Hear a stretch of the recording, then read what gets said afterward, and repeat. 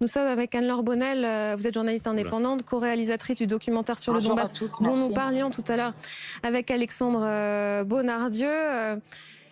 Qu'avez-vous ressenti hier quand le ministre des Affaires étrangères russe cite votre nom? Enfin, parle de votre travail en tout cas. Excusez-moi, je vous entends très mal. Bonjour à tous, merci. Je sais que vous êtes écoutés par de nombreux spectateurs. En revanche, je vous entends très très mal. Est-ce que vous pourriez parler plus fort, s'il vous plaît? Et est-ce que vous m'entendez bien? Ouais, je vous entends bien. Vous savez ce que je vais faire? Je vais rapprocher la tablette. C'est moi qui vous entends pas du tout, donc je tends l'oreille.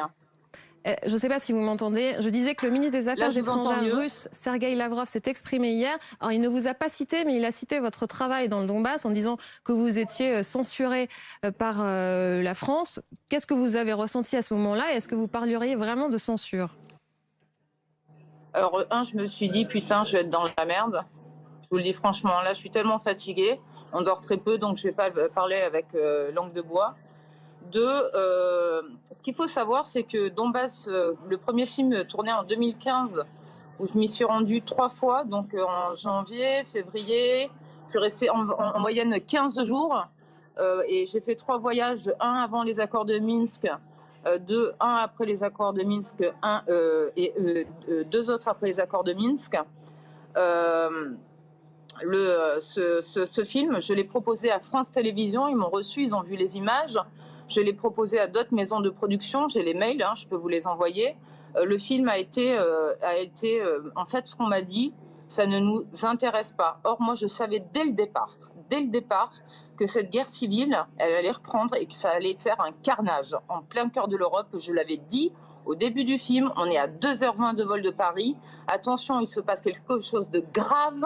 Et les rédactions françaises m'ont dit... On l'a vu, on a pu le voir, votre documentaire. Comment vous expliquez que personne n'ait voulu, que France Télévisions ait refusé le film à un moment donné? Mais ça, c'est le jeu des chaînes. Je suis désolée, mais ils n'acceptent pas tous les documentaires qu'on leur propose. On l'a vu en tout cas.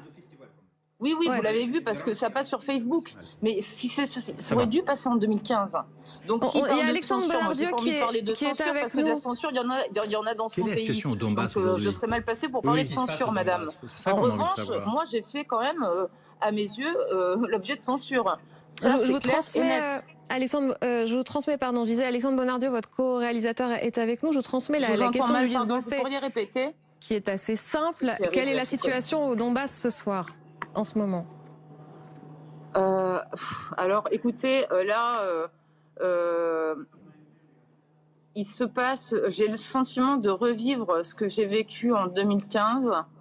Par contre, la population, elle, est très étonnée parce qu'elle me dit, mais c'est fou, les gens découvrent qu'il y a une guerre civile, mais eux, moi, j'y croyais pas. En fait, je vais vous dire, moi, je pensais que ce conflit allait rester givré, enfin, gelé, ce que vous voulez. Je n'ai jamais imaginé que ça reprenne.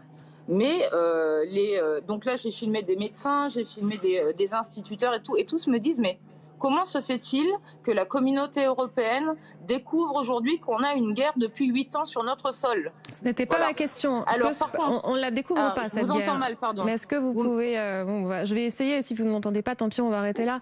Quelle est la situation ce soir? Je suis juste dans votre oreille, en fait, j'ai la tablette juste à côté de moi. Il y a plusieurs situations, je vais essayer d'être précise, dites-moi si c'est clair. À Donetsk, il y a des bombardements qui touchent principalement des bâtiments. Là, j'ai pu filmer 3 ou 4 morts, c'est ça, enfin bref, dans Donetsk même. Ensuite, on est allé à Gorlovka. Là, on a eu 2 civils tués et pas mal de blessés. On a interviewé les médecins, on est allé filmer l'hôpital. Et ensuite, on est allé dans une ville. Alors, les Russes disent libérée. J'imagine que côté ukrainien, ils disent voilà, c'est l'invasion. Et comme je vous ai dit, moi, je suis pas pro-Poutine, pro-russe. Je suis comme la Croix-Rouge. Mon boulot, c'est de filmer les civils, quels qu'ils soient, peu importe leur appartenance politique ou nationalité, ou ça c'est pas mon problème. Et on a été donc dans un village qui a eu 8 jours de combat, je pense intense.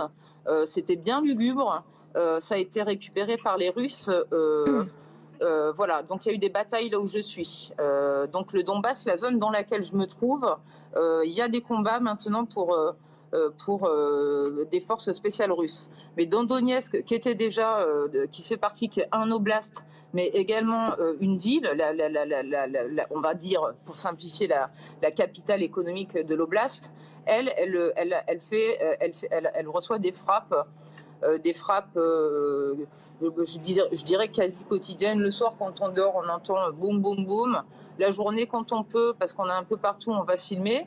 Donc on capte et on photographie. Une toute dernière question. Je sais qu'il y a Liseron Boudoul de TF1 qui est dessus, donc il y a pas mal d'images de son côté. Je sais qu'elle est aussi du côté de Lugansk, donc il faudrait comparer les deux. C'est les deux endroits où on est, on ne peut pas tout traiter. Une toute dernière question. On entendait le président ukrainien Zelensky tout à l'heure qui disait qu'en gros, face à lui, il y avait le mal, qui souhaitait la victoire de la lumière sur les ténèbres. Vous feriez la même métaphore que lui? Qui a envie de voir des gens mourir, madame? Personne. Par contre, si je vais donner mon avis personnel qui n'engage que moi, et je pense que ça va choquer, il y aurait peut-être eu moyen pendant 8 ans, avec ces accords de Minsk, de trouver une solution.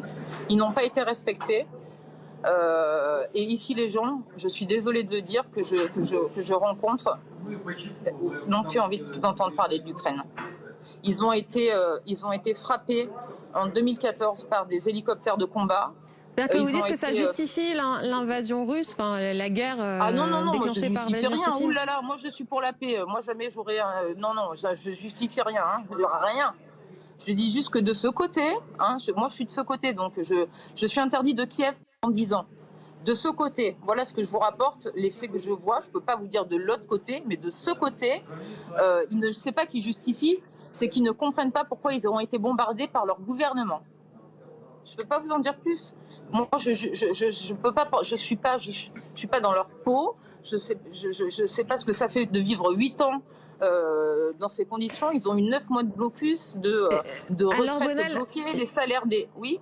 Une toute dernière question, enfin, c'est déjà ce que je vous ai dit tout à l'heure, mais je vous promets après, je vous laisse tranquille. Est-ce que vous avez l'impression d'être récupéré par les Russes? Quand même, Sergueï Lavrov qui parle de votre travail. On est dans une guerre de l'information.